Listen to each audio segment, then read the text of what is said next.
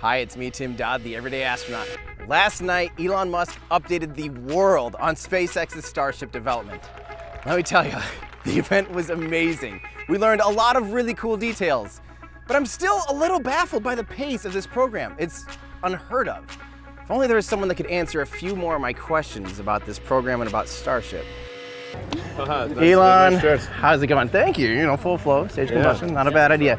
Mind miking yourself up there? After Elon complimented my shirt, we mic'd him up and let the cameras roll. Now, for those of you new to my channel, we're gonna get into some fairly in-depth rocket science, and if it's over your head, don't worry. Stick around my channel, and I promise I'll make sense of all the stuff we talk about, like full flow stage combustion cycle and aerospike engines. There were parts of this interview that I wasn't really planning to release at first, but I actually think the best thing I could do is just show you the entire thing uncut from a single camera, so you can feel like you're right there with us. Yeah, first off, thank you so much for talking to me. I mean, we're underneath your beautiful beast. Yeah, it's crazy. Can you believe this is even here? I was here a month ago, literally standing right here. Well, not just over the fence. Right. And you had a tube and a pointy tube, and now you've got this. I mean, how do you do that? Is it just sheer will? Is it everyone that driven about the goal? I don't know. I think I've learned a lot of lessons about how to make things go fast, and then I've propagated those lessons to the SpaceX team, and there's just like an incredibly talented, hardworking team at SpaceX. Yeah. In fact, at times I think maybe there's too many talented people at SpaceX. We have too many talented people that were cornering the market. Or something.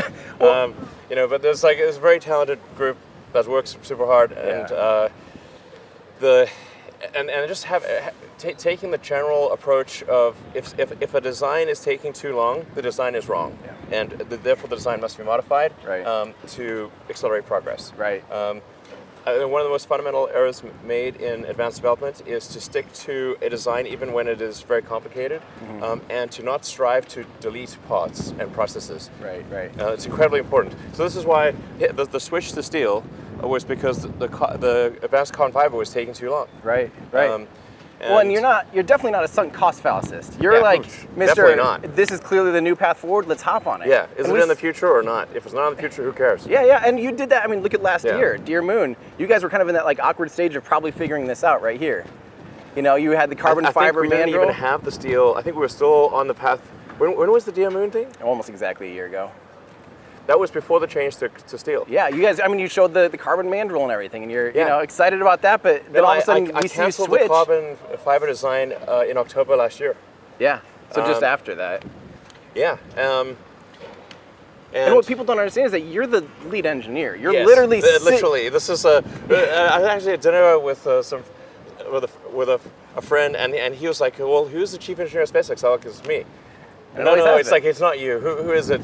Like, look, it's either someone with a very low ego, or I don't know, But that said, what I actually tell a team is everyone is a chief engineer. This is extremely important, and that everyone must understand how broadly speaking, all the systems in the vehicle work. Right. And so that so you don't have subsystem optimization, because this is naturally what happens. You can see the organizational errors the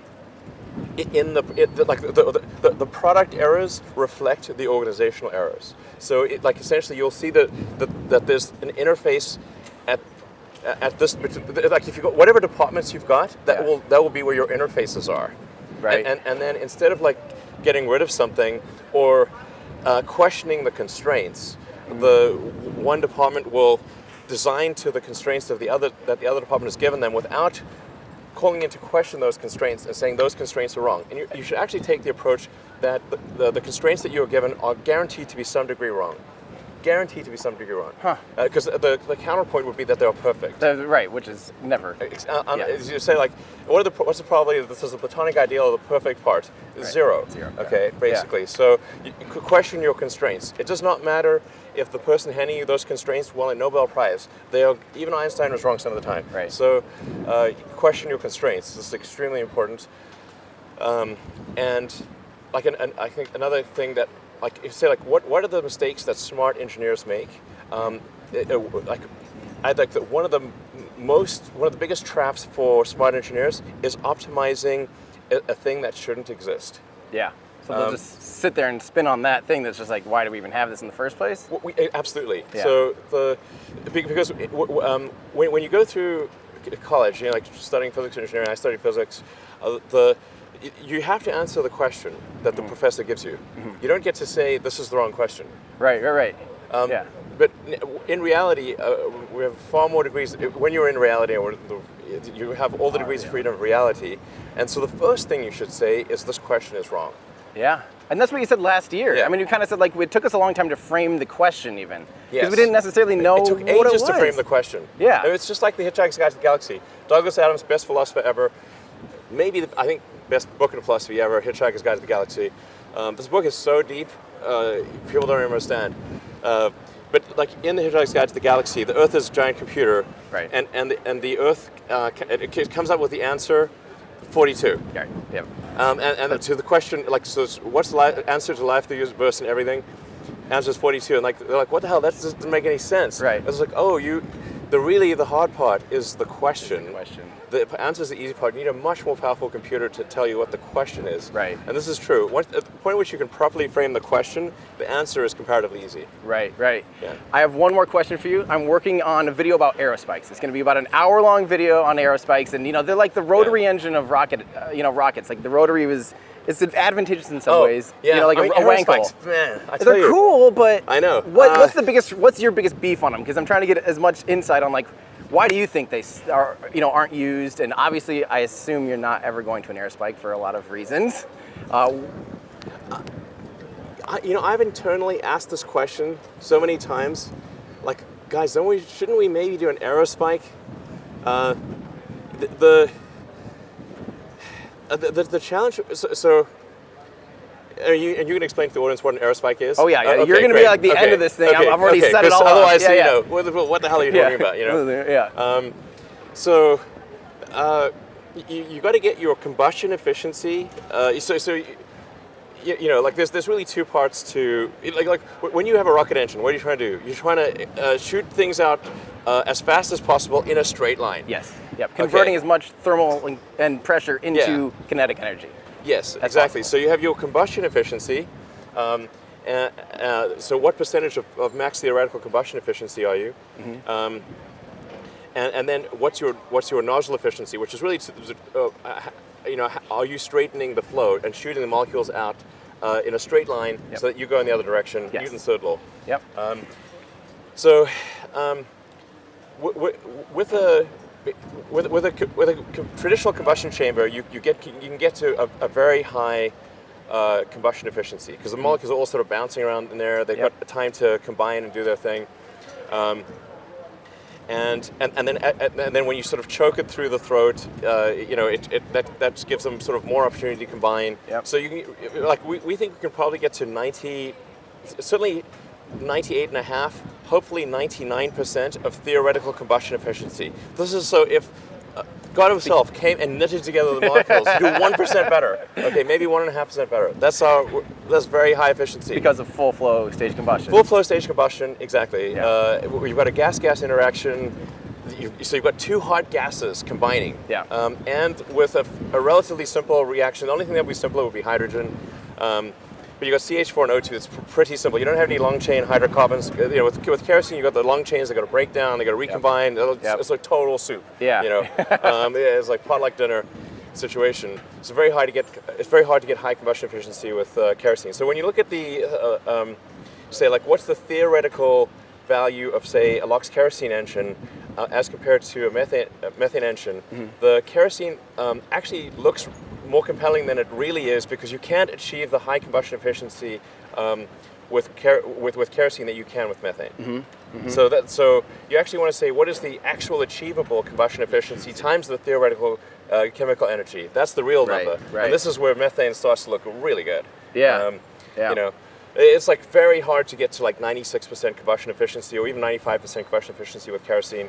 But with methane, you can get 98 easy, 99 with a little bit of difficulty. And so you don't think, you're just telling me now, spoiler alert, you're probably never going to see a full flow stage combustion cycle aerospike engine produced by SpaceX. if somebody can show that we're wrong, that would be great. Yeah. You know, if somebody can explain like, wow, there is a way to make your design better. This is a gift. Right. I would be like, thank you for this great gift. Wow, this is awesome. It's definitely like the worst thing would be like we want to do some dumb design and stick with our dumb design. Right. That would be insane. Right. So I would love it if somebody could show how an aerospike is the smart move. In which case, we'll just do an aerospike. Yeah, just do an aerospike. Yeah, There's totally. a reason they haven't been used. Period. But maybe that reason is not valid. You know, because like there's also hasn't been a methane orbital engine. Right? Or a Or a flying full full flow stage combustion. Yeah. Yeah. So there's been neither a full flow stage combustion engine that's seen flight, nor has there been a methane engine that's seen flight. Certainly in a rocket scenario. I think there may have been some like little test things, but no actual rockets. But I'm like very confident that CH4 is the right fuel. Yep. So maybe aerospike is right, even though it's not been done before. But you just have to show that your combustion efficiency is not affected, and that you're straightening the flow sufficiently. Yep. To get your expansion ratio. Yeah. Yep. Yeah. Awesome. And also, if you've got a two-stage rocket, like I think this is the other thing. Like you've got a two-stage rocket where your boost stage is primarily in atmosphere and your upper stage is primarily in vacuum. Yep. Then you can specialize for a vacuum nozzle and a sea level nozzle. Right. And then why do you need the aerospike? Right. It's only if you want to try to do single stage reusable, then that's when you start like having to reach for the aerospike. Right. Yep.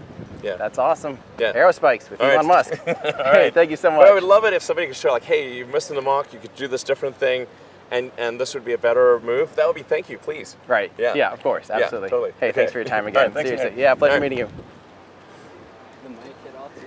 Oh yeah, we might need to steal your mic. yeah. I mean, I don't know. I can bill you later.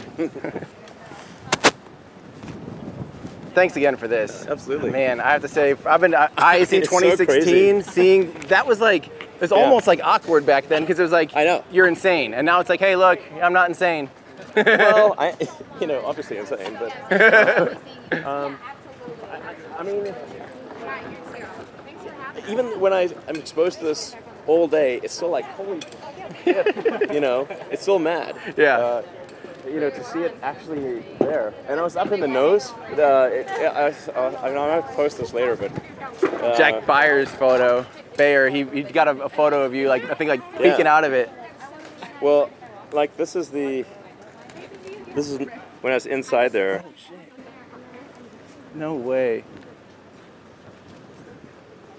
Oh, and those are the header tanks? Yeah. And all the batteries, you got what, 6? We've got 4 Tesla 100 kilowatt hour batteries that were just like basically welded onto the header tanks. Right. Yeah. Oh, we didn't even talk about that. You're doing Model 3 motors, basically? Is that? Oh my God. That's such.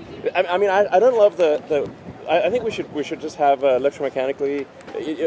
I think we're all going to probably with Mach 3 move to a purely electromechanical actuators for the flaps. Right. Currently, it's electric motors. It's like Tesla motors and batteries that